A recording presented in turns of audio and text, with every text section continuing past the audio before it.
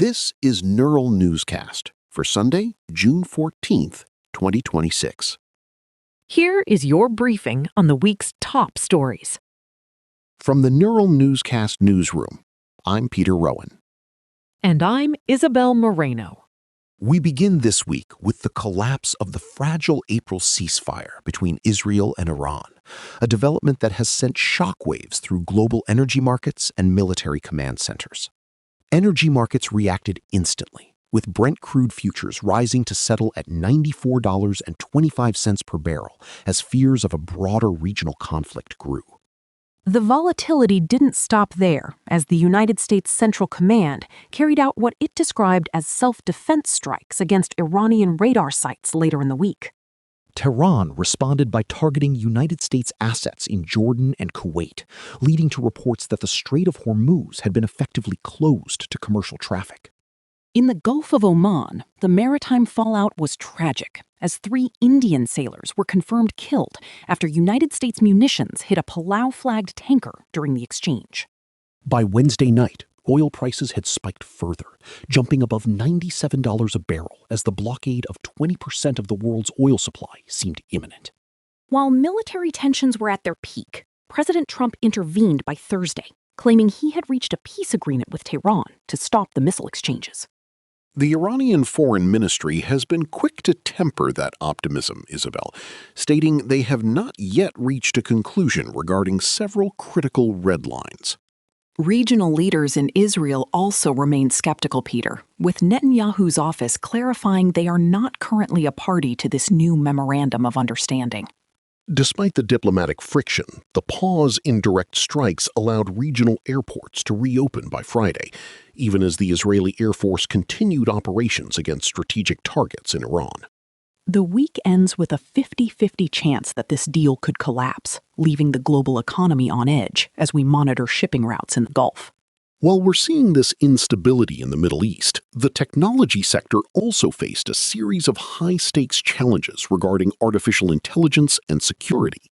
Apple CEO Tim Cook used his final worldwide developers conference to unveil Siri AI, a long-awaited integration with Google's Gemini model.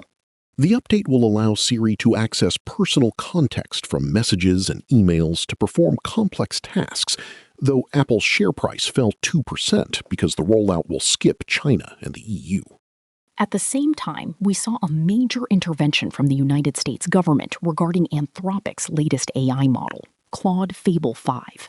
The Department of Commerce ordered Anthropic to suspend the model just days after its release, citing concerns that it was too powerful and susceptible to jailbreaking. Anthropic stated they had identified vulnerabilities where hackers could bypass software restrictions to access sensitive cyber networks. This suspension highlights the growing tension between rapid AI innovation and the federal government's increasing focus on national security safeguards. In the legal world, we also saw a milestone for Irish authorities, as Sean McGovern, a senior lieutenant in the Kinahan cartel, was sentenced to 24 years in prison. The Dublin court's decision followed a landmark extradition from the United Arab Emirates, marking a major victory against organized crime directing violence from abroad. While Dublin celebrated a legal victory, Belfast spent much of the week dealing with severe civil unrest following a knife attack on Monday night. A Sudanese man in his 30s has been charged with attempted murder after a stabbing in North Belfast that left a victim in serious condition. The incident triggered a critical incident as protesters set fire to buses and cars, leading to reinforcements being called in for the Northern Ireland Fire Service.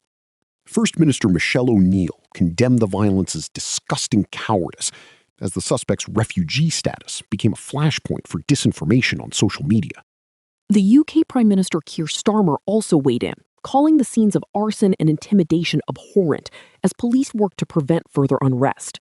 Similar calls for justice and system reform echoed through France this week, where tens of thousands protested following the murder of an 11-year-old girl named Liana.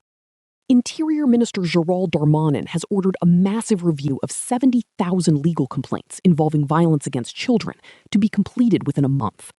However, French magistrates have warned that the goal is unrealistic, given that France has significantly fewer prosecutors than the European average. The week was also marked by a natural disaster in the Philippines, where a 7.8 magnitude earthquake struck off the coast of Mindanao Island early Monday. Disaster officials have confirmed at least 32 deaths, mostly due to landslides in the coastal province of Sarangani that disrupted the start of the school year. Moving to domestic policy, the United Kingdom joined Australia and France in imposing sanctions on 6 firms accused of financing settler violence in the West Bank. Foreign Secretary Yvette Cooper faced pressure for a full trade ban, but opted for updated business guidance to warn British firms against economic activity in illegal settlements. In the United States, we are also tracking the results of the South Carolina primary, where voters are deciding key Senate and House races for the midterms. The data suggests high rural turnout, which could be a decisive factor as the Associated Press continues to tabulate the final margins for those open seats. Meanwhile, in Maine, Democrats are debating the future of Senate nominee Graham Plattner following allegations of physical abuse that he has denied. While that race hangs in the balance, a federal arson trial began in Los Angeles for the man accused of starting the 2025 Palisades fire following a failed relationship. Finally, we end the week on the playing field, where the sports world saw several historic milestones, starting in New York City. The New York Knicks staged the largest comeback in NBA Finals history on Wednesday night, overcoming a 29-point deficit to defeat the San Antonio Spurs. OG Anunoby's late-game block secured the 107-106 victory, putting the Knicks just one win away from their first title since 1973. The celebration was dampened by friction between Knicks owner James Dolan and Mayor Zoran Mamdani over the cancellation of official watch parties at Madison Square Garden. Dolan blamed excessive security restrictions for the cancellation, while the mayor maintained that New Year's Eve levels of security were necessary to prevent violence. While basketball fans head back to San Antonio for Game 5, the global stage shifted to Mexico for the official kickoff of the 2026 World Cup. Mexico played South Africa in the opening match as the tournament prepares to host the final appearances for legends like Lionel Messi and Cristiano Ronaldo. NASA also contributed to the week's milestones by naming the international crew for the Artemis 3 mission, which will eventually return humans to the lunar surface. Commander Randy Bresnik will lead the team, despite recent concerns over a Blue Origin rocket explosion that has created some uncertainty for the mission's timeline. It has been a week of volatile shifts in both global security and domestic policy, from the beaches of Normandy to the shipping lanes of the Middle East. We will continue to monitor the potential for a lasting truce between Israel and Iran as markets look for stability in the coming days. I'm Peter Rowan. And I'm Isabel Moreno. This has been Neural Newscast. Neural Newscast is AI-assisted, human-reviewed. View our AI transparency policy at neuralnewscast.com. Thanks for listening.